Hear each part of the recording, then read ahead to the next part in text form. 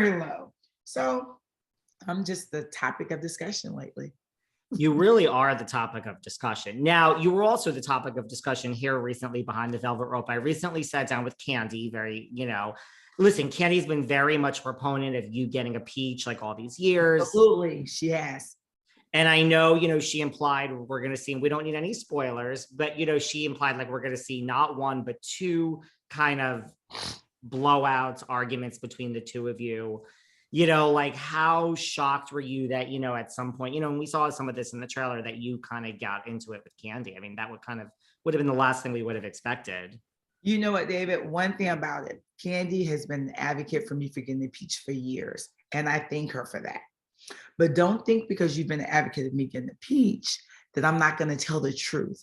That Kandi I've known longer than all these girls, 15 plus years. I don't know if you know, but I dated her godbrother.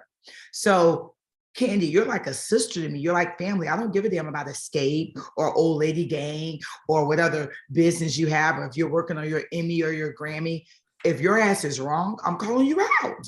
And she needs that in her life. She doesn't even know she needs me because she has so many people that's all over her ass, to where when I come and tell her how I'm feeling, she takes it as, oh my God, I advocated for you. Okay, you did, sis. But right now I'm telling you how I feel.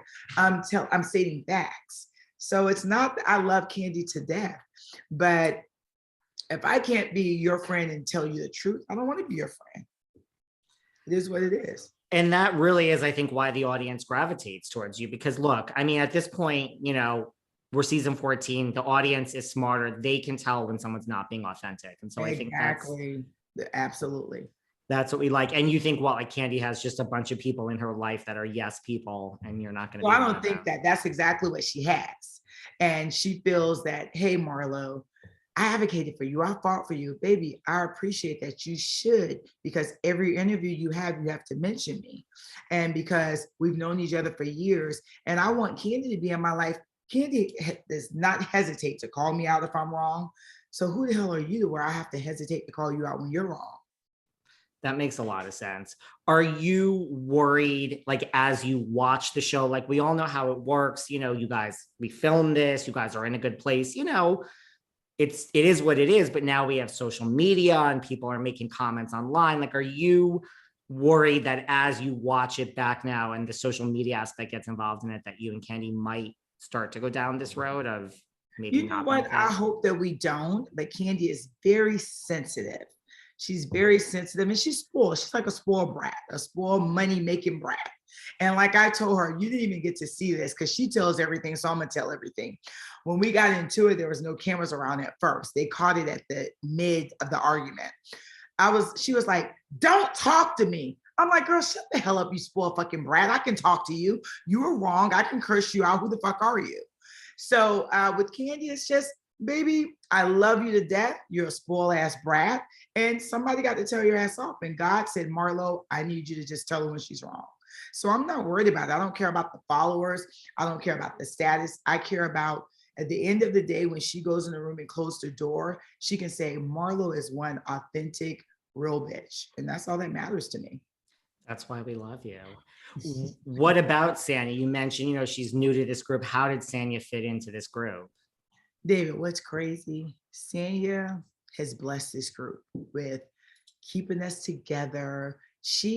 I have to say, Sanya is one of the people that brought back the love and the checking on each other and doing things together. What was missing? Because I think we all had got to a point where it's like, oh, screw you, we get in an argument, we don't talk. When me and Kandi got into it, as you all saw, Sanya gets on the group text. We have a whole group text. And she's like, is it safe? Like, she's the one that just keeps it going, keep us together. Her and Kenya put together a photo shoot for us. So Sanya's just like a breath of fresh air. She's happy-go-lucky. Now, how long will it last? I don't know. But she's just like this Jamaican island girl that's so happy. And her next job needs to be content. She loves doing content. She's amazing at it. But she can't read that good. But besides that, you will see that she get read for filth by you know who. What about Sheree? I mean, we have the return of Sheree, Miss OG herself. Like, how happy are you that Sheree is back I mean, how can you not be happy? You got the damn OG Sheree, you know? So she's not going to disappoint. Everything you expected is there. And Sheree even gives us a lot more of her this season. So you're going to be so excited to just see more about her, see her be more vulnerable. And it's just amazing to see that, to let that guard down. Whose shade do you think cuts deeper, Sheree's or Kenya's? Because those are two. Definitely Kenya. Definitely Kenya. Sheree. I mean, Kenya is the shade assassin villain. You know, Summer. I don't even call her Kenya, or she's Summer. Summer shady, Kenya, whatever. But it's definitely Summer. Summer is just goes below the belt. She knows how to befriend you. She's calculated. And she knows how to just stab you right when it's needed. Speaking of, you mentioned Cynthia earlier, and we all saw what happened on Girls Trip between Cynthia and Kenya. And I agree. I mean, Cynthia is the sweetest person, you know. It's like, how can you betray Cynthia? Girl, if you betray Cynthia, there's no hope for you and I ever. I could see that. Did you feel pressure coming into the season just because, like, you know, Cynthia is gone and Porsha isn't gone, and there's been so much talk of, you know, like Porsha's not here, Cynthia's not here. You know, there was a lot of chatter of like people saying like, I don't want to watch without Porsha. Where's Porsha? Like, did you feel that pressure coming into this group without these two? Let me tell you what I felt, David, just being straight out honest with you. I felt pressure. It's not that I felt pressure. I read the comments, and what you're saying, everyone said in the comments, like, oh, they only gave her a piece because they didn't have any of the originals. What I felt is I was a little sad because I'm like, damn, started with half of these girls. And when I finally had my moment, the girls I've grown with, the girls I have history with are not here. But then God was like, that's right, they're gone. It was their time, and it was enough room for all of you guys at that time. So right now, I just got to come on and be the leader and teach these new girls in our group, like, hey, how this is done, and be the boss that I am. And I thank God Kandi is still there, but I miss Cynthia. I miss I miss Cynthia. I miss NeNe.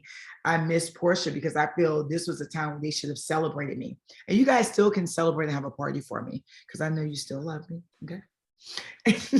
They can just have a party off air. That's off air. Just celebrate me. Like, to me, it means so much when you say, damn. Like, say for instance, Porsha, I have text messages that I would never get rid of. Porsha DM'd me when she wasn't even on the show. She was like, I watched this show because of you. So at the end of the day, you have to love me. You have to sit there and study me and just say, damn, it wasn't her time. I came in, it was my time. And now she'll come back around. As soon as Simon money dries up, she'll be back and play with us. But it's like, still give me my flowers while I'm here. And it does hurt to see other African-American women that don't give me my flowers while I'm here. So they're not coming to my funeral. They're not allowed to my funeral. Let's